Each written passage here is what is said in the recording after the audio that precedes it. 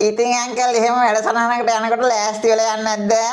පිස්සුද අයිසේ හිතුවද ළමයා මම මේ විභාගයකට යනවා කියලා? නෑ මේ ළමයා අහන්නේ රටේ නායකයා වශයෙන් මේ වගේ වගකිව යුතු ප්‍රෝග්‍රෑම් එකකට යනකොට ටිකක් දන්නේ නැද්ද අර අයිසේ වගකිව යුතු තැන් වලට වගකිව යුතු මිනිහෙක් අරින්න ඕනේ. එහෙම නැතුව ටෙම්පරියක් කරන මිනිහෙක් ඇරියාම ඕක තමයි ප්‍රතිඵලය.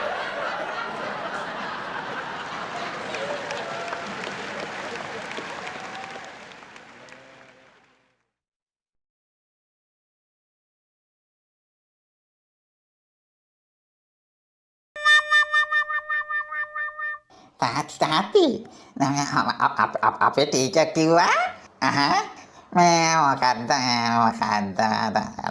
දිව අග තියෙනවා ඇදලා ගන්න පුතේ රටේ ලොක්කා වුණත් කොහොමද සුද්දෙක් ප්‍රශ්න අහනකොට උත්තර දෙන්නේ කියලා රචනයක් ලියන්න කියලා. රයිට් මට විනාඩියක් දෙන්න පුතේ මං අදාළම පුද්ගලයාට කෝල් එකක් ගන්න.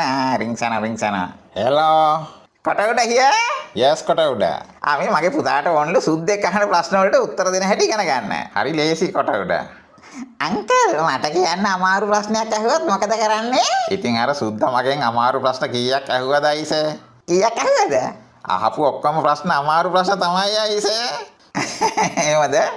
ඉතින් අංකල් එහෙම වැඩසටහනකට යනකොට ලෑස්ති වෙලා යන්නේ නැද්ද? පිස්සුද අයිසේ හිතුවද ළමයා මම මේ විභාගයකට යනවා කියලා?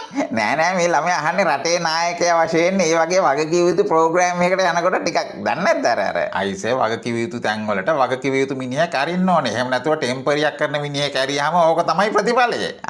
ඔව් අපි දන්නා ඉතින් ටෙම්පරියක් දැන් අන්තිම මාස ටික යන්නේ. ඒකනේ අයිසේ. අංකල් මං අහපු ප්‍රශ්නෙට උත්තර දුන්නේ නෑ. මං උත්තර දුන්නා අයිසේ. නෑ අංකල් උත්තර දුන්නේ නෑ. අයිසේ මේ ළමයා කියන්න අංකල්. අර සුද්දත් කිව්වනේ ඔය වගේ මං හරියට උත්තර දුන්නේ නෑ කියලා.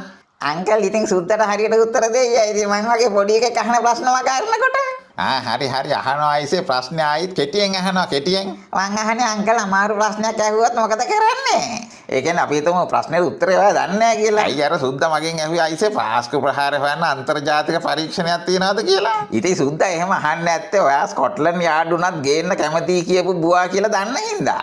අයිසේ ස්කොට්ලන්ඩ් යාඩ් ගෙනාවොත් බඩු වනිස්නේ අයිසේ. අංකල් එක්ස්කියුස් මී ඔන්න දැන් අංකල්ට එතන හිර වුණානේ. දැන් කොහොමද උත්තර දෙන්නේ? අන්න ඉතින් ඒ වෙලාවට ළමයා අපි යාගෙන් අහන්න ඕනේ බටහිර රටවල් හිතුවද අපි වගේ රටවල් සෙකන්ඩ් ක්ලාස් කියලා. එතකොට එයා බය වෙනවද? එයා බය වෙන ප්‍රශ්නයක් නෙමෙයි අයිසේ මට හිර වුන්නේ නැහැ කියලා පෙන්වන්නේ එහෙමයි. අංකල් ඇත්තට ඉතින් ඔයා එහෙම හිටියේ නෑනේ. ඒ කියන්නේ අයිසේ? ඉතින් ඔයාට එදා හිර වුණා කියලා මුළු ලෝකෙම දැක්කනේ. මුළු ලෝකෙම දැක්කට වැඩක් නෑ අයිසේ බයියෝයි ටොයියෝයි දැක්කේ නෑ. එතකොට හරිද? කොහොම අයිසේ කාරි ඔය ඉන්නවද ඔය හරි කාරි? කාරි ඔව් කියන්නේ. අයිසේ කාරි කොහොමද මං එදා සුද්දත් එක්ක කරපු සංවාදේ? අපෝ පොට්ට ලොක්කා. මෙන්න මේගොල්ලන්ට කියලා දෙනවා අයිසේ. මම මේ ඇත්ත කියන්නේ කොටේ අපේ ලොක්කා වැනුවා සුද්දට පොරි හැලෙන්න. අයිසේ කොටකට දැන් මොකද කියන්නේ? පොඩ්ඩක් ඉන්න කාරි මට මේක කියපන්. මොකද්ද? උඹ කොහොමද කියන්නේ ලොක්කා සුද්දට පොරි හැල්ලෙන්න දුන්නා කියලා? ඇයි ඉතින් සුද්ද ප්‍රශ්නයක් ඇහුවාම ලොක්කා දෙක වෙන්න පට ගාලා උත්තර දුන්නා. දැක්කද අතපය විසි කරපු හැටි? අයිසේ කාරි දැක්කද මට මල පැන්නා. මොනවද කියන්නේ ලොක්කට මල පැන්නා සුද්දට සැර කරා සුද්දා බය වෙලා ඕල් රයිට් කිව්වා. දැන් මොකද කියන්නේ කොටකට දැක්කද අයිසේ මං සුද්දට කට උත්තර නැති කරපු හැටි? කාරි අංකල් මට කියන්න සුද්දට කට උත්තර නැති උනේ සාකච්ඡාවේ කොයි හරියද? ඉතින් සුද්දට කට උත්තර නැති උන හැටි තේරුම් ගන්න මට ඔය සාකච්ඡාවේ අකුරක්වත් තේරුණේ.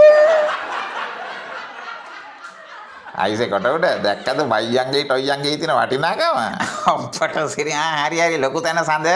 දැන් මට කියන්න ඔයා ඉස්සර කරපු විදේශ සාකච්ඡා මීට වඩා සංයමයි නේද? ඔව් අයිසේ මං ඉස්සර හරි ප්‍රජාතන්ත්‍රවාදී. ඒකනේ ඔයා අපි දැන් ටයි කෝට් අදින මහත්මා දේශපාලනයක් කරනවා කියලානේ. ඒ ඉස්සරනේ අයිසේ. අයිය අංකල් දැන් කරන්නේ මහත්මා දේශපාලනයක් නෙවෙයිද?